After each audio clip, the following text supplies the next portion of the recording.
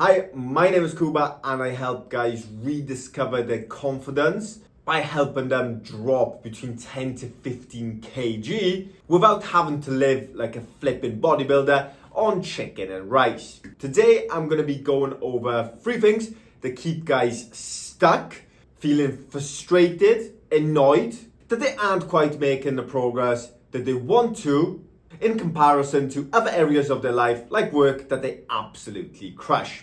And these are some of the things that I've struggled with myself as well.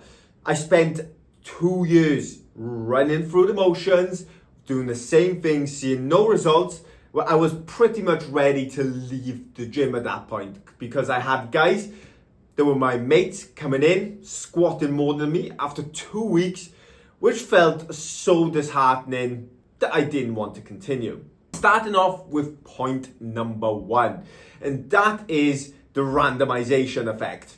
You come into the gym, you look at what's around, oh, this is free, this will do, I don't mind doing this, and then you go for whatever. Now, I want you to think about this in the context of work. When you have a project, you plan out a to-do list, you reverse engineer everything that needs to be done in order to reach your outcome. Everything's pre-planned and you know what you're doing. So why is it that when you get into the gym, you have none of that? So the first thing that guys lack is the structure. Because they do whatever feels right at the moment, you're leaving yourself with so much decision fatigue that you're never actually consistently doing the things that you need to get in shape. So what you need to do instead is have a structure. Set KPIs when it comes to your training, nutrition, sleep, stress management. Do you know that when you hit, give you certainty that you will get the outcomes that you are looking for? Point number 2, the environment. Think back to the time back in college or sixth form when you used to go to the gym with one of the biggest boys in the year. Bench the most, he was the strongest on the squat, and that caused you to push harder. When you're surrounded by people from a fitness sense that are enjoying some bicep curls, that are enjoying an easy 5K, then they are great people. But when your standards are set in line with those people from a fitness perspective, naturally your standards are going to deviate back down to that. And a prime example of this is if you were to just spend 6 months of the year in the same room as the bloke who just cuts corners and work all the time, you wouldn't be where you want to be because your standards, your level of success would be so much lower. It's the same with fitness. You need to have an environment that dictates the performance that you want. If you are the best person in the room when it comes to fitness, then you're in the wrong flipping room. You need to be driving for higher standards. You need people around you to be so much more successful than you to pull you up to be better.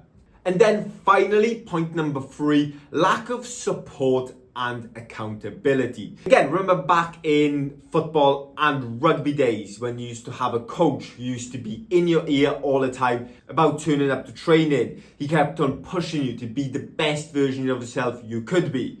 When it's just you trying to push yourself and motivate yourself to make a major change in your life, that isn't very commonly enough.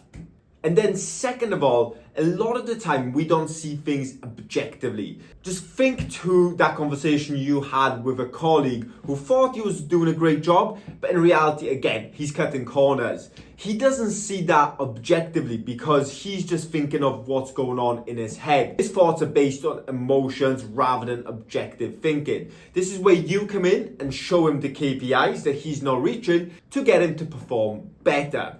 So it's the same thing with having a support and accountability system. When you have someone external watching you, let's just say someone who is your mate, who does CrossFit in his free time, who competes at a very high level, when you jump into an accountability pod with them, they tell you to shape up when you're making excuses every single week why you can't do something. When you bring that level of standards, again, linking back to the previous point, you perform better, you feel better, and you get the results you actually deserve from the hard work that you've done.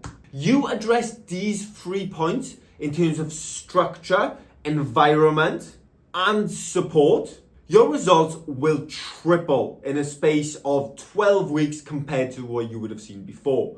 If you want to know exactly how you can implement each step bit by bit, hit the link below, go to my Instagram page and send over the word YouTube, and I'll shoot over simple frameworks you can use for free to be able to implement this.